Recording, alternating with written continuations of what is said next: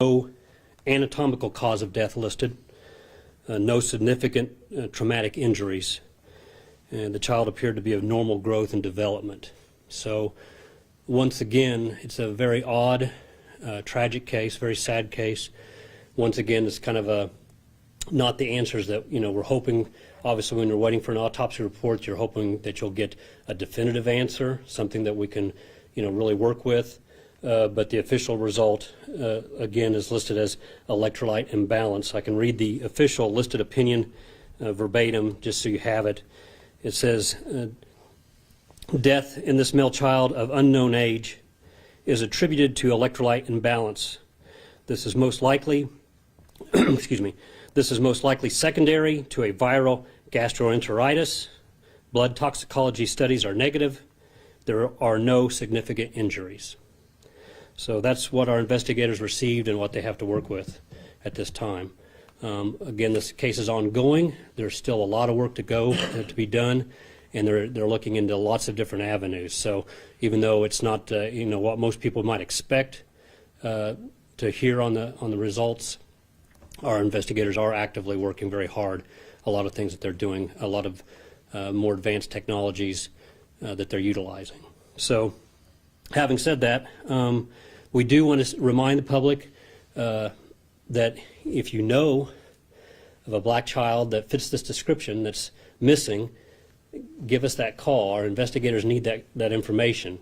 We want to emphasize that of the documented children that are missing on the missing children's list across the country, those have been looked into. We're working with the Missing Children's Clearinghouse, with other agencies, if they have a child that they think could be a possibility. Those have all been looked into. At this point, there's no match on any child that's listed as missing. So we want people to know that. We're not saying that there could not be a possibility, but at this time, there has been no match. And we're working hand in hand with all the other authorities that deal with that. We receive a lot of calls on the suitcase itself. Obviously, it's very distinctive. We're hoping that will give some information. We want somebody with firsthand knowledge of seeing that suitcase in a situation that could possibly be connected with this case. We receive calls all the time about where the suitcase is sold, who manufactures it, the different outlets that sell it. We're well aware of that information. We don't need that type of information on the suitcase. It's been well looked into by our detectives. But if somebody has firsthand knowledge of seeing that suitcase in this area, that would be different, and they would definitely like to have that information. So again, we're still waiting for that call of somebody that has firsthand knowledge of a child that fits this description, that is missing, or that they don't have the correct answers for, that might be a lead in this case. Again, it's a young black male we believe to be around the age of 5, 46 inches tall, which is just under 4 feet, approximately 40 pounds. Is a slim build. And again, he was located on April 16th in rural Washington County. So again, that's the information we have at this time that's new as far as the autopsy report and the toxicology report. So at this time I can attempt to answer any questions. The Indiana State Police, are you investigating this as a homicide or still a death investigation? At this point, it's going to be a death investigation. It can always change as information becomes available. Again, you would think with the autopsy you might have something more distinctive, but there's lots of different avenues that this could be approached from. So our investigators are very open to not precluding anything, and therefore they're open to all ideas. So they're not going to say, this is only a death investigation or anything like that. They have to keep their mind open to all possibilities. But at this point, with what they have at the autopsy report, is just saying that it's an electrolyte imbalance. Can you put that into perspective for us? Does that just mean, he just died because he was in the suitcase, or kind of what does electrolyte imbalance? Well, I'm not a doctor, so you'll have to contact, the possibly the coroner's office or the forensic pathologist. But basically, again, as I stated earlier, he lists electrolyte imbalance most likely due to gastroenteritis, which is vomiting and diarrhea. The child, I can say the child was found clean. He was clothed. He appeared to be, at least somewhat cared for. So that's, again, not what you expect But again, we're not talking about, there are no significant injuries, nothing on the body that the doctors could find that said this is a cause or this could have been possibly a cause. They found no significant injuries. So the main thing was listed as the electrolyte imbalance. Again, I'm not a doctor, so you may have to find an expert to tell you exactly what that means. As far as the suitcase goes, do you have any idea about where it was sold or purchased or anything yet? Well, or anything you'll be able to let us As know? far, the investigators have looked at a lot into the suitcase as far as if they have personal information on it, specifically this suitcase, and they have looked into this suitcase pretty much any way you can. They're not going to be releasing any information as far as if they know where it was actually sold, but we do receive a lot of calls of the stores that it was commonly sold at. Somebody was on vacation and they saw it at this airport being sold, or it's very common to hear that Ross stores sold it. A lot of people said they found it in a Goodwill store in a different city, those types of things. But again, if they have firsthand knowledge, around that date of somebody that, somehow this might be connected with this child, that would be the type of information we need. Where it's been sold across the nation, our investigators are well aware of that information. Can you just explain how knowing the cause of death now either helps or doesn't help further the investigation? I mean, did it take you guys a step further or not? I mean, any information is going to help further the investigation. I mean, it does cross off answers, It would have been possible for the toxicology report to come back with who knows what kind of results saying this was in the system that's abnormal. They did not get that information. They got a toxicology report that said there was no, other than natural substances, nothing abnormal with their toxicology report. Again, I'm putting that in layman's term. I'm not a doctor, but that would be my understanding.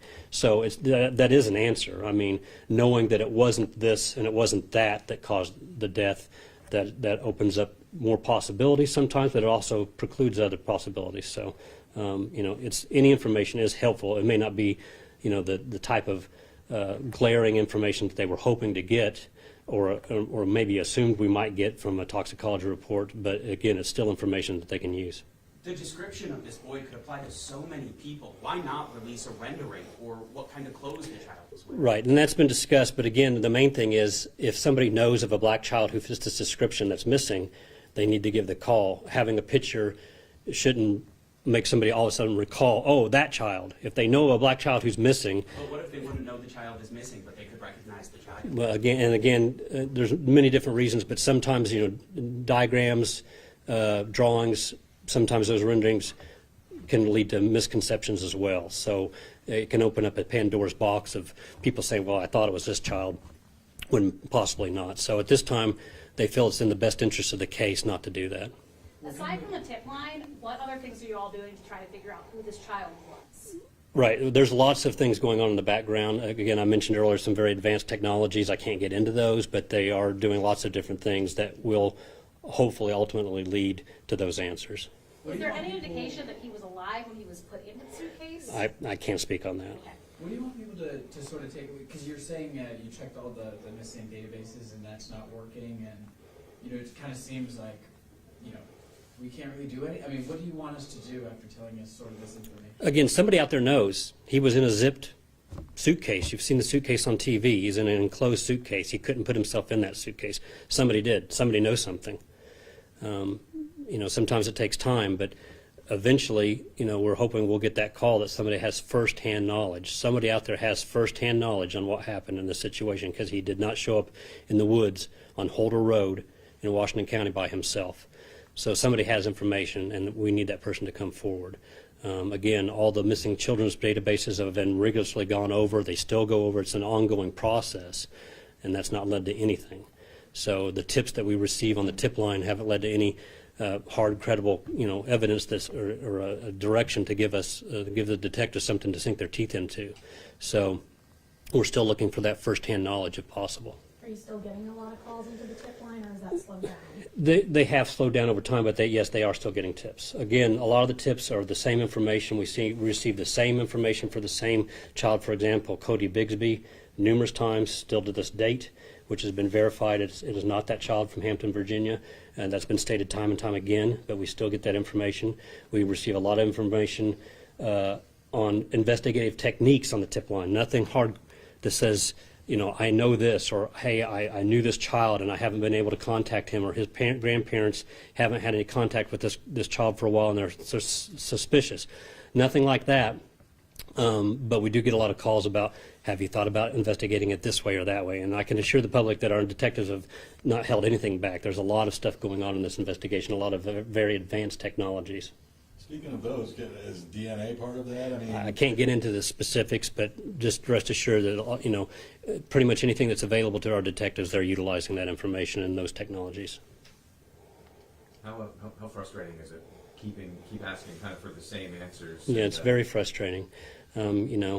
Personally, I would have never expected to be here on this date after he was located on the 16th and not have some of the answers. I think everybody was hopeful that the autopsy would shed some more light that they could really utilize quickly and jump into, but getting a result that says, it wasn't this, it wasn't that is helpful, but it's, maybe not what we expected. It's still helpful, though. But it's very frustrating. Our detectives do get tips, and many times, it can be very exciting thinking you've got something that's going to be really great, and those tips and those leads are tracked down to the very end and realize that it's absolutely not involved whatsoever. And so it can be emotional, and it's something that they desperately want to get the answers for, and they'll keep searching and they'll keep working until they get what they need. But again, a lot of stuff is going on in the background, a lot of technologies, as I spoke of, that hopefully in time will render some answers. Some of the technologies obviously take time, even the toxicology results. They do those things and they find things they want to delve in even deeper, so it takes more time to get the actual results back because they looked into everything they could think of. did the autopsy clear up anything about his time of death at all? I can't speak to that at this point as far as having not gone through the whole report myself, but mainly the cause of death was the main thing that I'm here to speak about today. And there were no signs of negligence. There was no traumatic injuries or anything like that listed. Basically, his terminology in the report was no anatomical cause of death, no significant traumatic injuries. So basically, as I stated earlier, he was clean, he was clothed inside the suitcase. You mentioned he had solid growth, so that age, you said something in there about the autopsy saying that his bone growth was... He stated normal growth and development. So does that mean 5 years old? Is that... Well, or again, we're approximating, so he could not give, and he states that he doesn't have he states unknown age, but based on the information that the doctor spoke with our detectives early on, they believe to be around 5 years of age, and that has not changed. I know that you had checked with local schools and daycares to see for missing children. Are there any leads there that you're still pursuing? I'd have to speak to specifically with the detectives, but to my knowledge, no, that's not the case. So is there any indication this child was local? A lot of people have been saying where he was found was very remote, and you would have to know where it is. Obviously, that's speculation, but Right. are you any indication either way this child was local to maybe not even Indiana, maybe over Louisville? The officers, or the detectives and investigators are keeping that open, and they're definitely not excluding the fact that he could be from out of the country. It's a very good possibility. He could be from another state. He could be local. Still, you would think that if that was the case, we would have found something by now, but they're definitely not ruling out that he's from actually out of the country even. There really hasn't been much mention about the scope of the investigation. Is that indicative of anything, whether it's more of a local investigation or if it's, on a state or a national level? Well, we put this information out across the nation as far as what our detectives are looking into and who they've contacted. So as far as missing children, that's a national thing, obviously. And we work with a lot of different agencies, including federal and other state agencies, a lot of different companies as well. So it's definitely on a national issue investigation level, if nothing else. But really, again, if we had information that the child was from another country and we could investigate into that, they would also do that as well. Sure. Any sort of how would you characterize the response that you get in these sort of situations from other law enforcement agencies? Well, they're very helpful. I mean, we get contacted by other agencies when they have a child, sometimes that they think, hey, this might be it, that we don't know about. They talk with our detectives to determine if it's a match or not. But again, so far that has been shown to be unfruitful.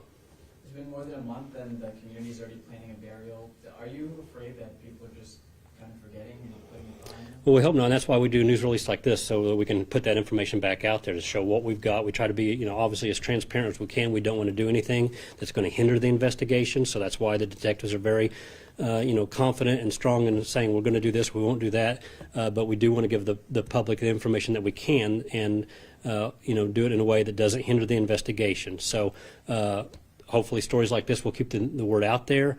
You're right, the community is planning a funeral on this coming Wednesday, and so we're, thankful for all the help from the community and the outpouring of support, especially not to us, but to the child. We want to give him a voice. We want to give answers for him. If there's any family out there has to be family out there somewhere in the world. There's family out there, so we want to get those answers. So we're thankful for that support from the community. And again, the funeral will bring that to light again as far as keeping the word out there and keeping the story on the front page. And can you explain why hold a funeral before the family is notified? That's not in our hands. That's the funeral isn't planned by us. We're not part of the funeral in any sense. But again, we're thankful for whatever the community wants to do and that they're showing support. But you would have to speak to the community members about that. Will the child be buried as part of the funeral, or is it Again, you'd have to speak with those authorities as far as who are handling that scenario or that ceremony. I'm not familiar with all that information. Are the detectives that are working on this case only working on this case, or are they? The Indiana State Police, we have approximately 6-7 detectives out of this post, and then they get assistance from other troopers, but other crimes occur at the same time. And in a perfect world, they could focus only on this 24/7. But other crimes do happen, and we have to work on it. We just had the shooting, the tragic shooting of last week and 2 weeks ago in Harrison County, and our detectives get pulled to that as a team. They do everything together a lot of times as a team, so it can be very taxing. I think he wanted to let you know something. Does the person or persons that are leading this investigation have experience or expertise with missing child cases? Well, they work a variety of cases. Our detectives are well trained and get a lot of training, official training, but they've also had their feet deep into lots of different cases over the years. So, and we can draw on the expertise of investigators from other parts of the state if they need to. They get together and cooperate together, talk about the case, give out ideas from somebody who might have worked a case similar in another part of the state, and they work together. But for missing children specifically?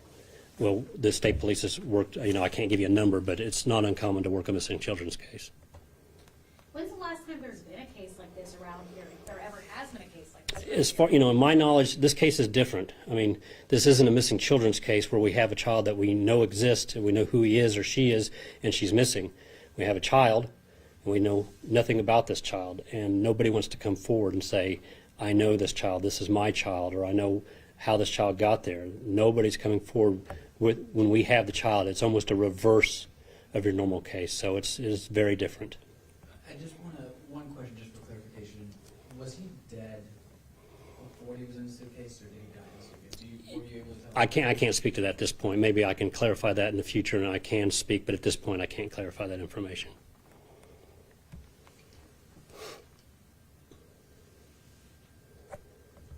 Do you feel like y'all are close at all to figuring this out? Again, there's a lot of things going on, and a lot of information, just like this autopsy report, they're just waiting for that time when they get the information. There's lots of things going on in the background, and it could be tomorrow that they get the call on some of that information. So, they're very hopeful. So, and again, they're not going to stop until they have to. But hopefully, that time will come soon when we have the information that we're looking for. Are you releasing a copy of the autopsy report? We don't release it, but it is available through the coroner's office. Anything further? Thank you for taking the time. Thank you very much. Thank you.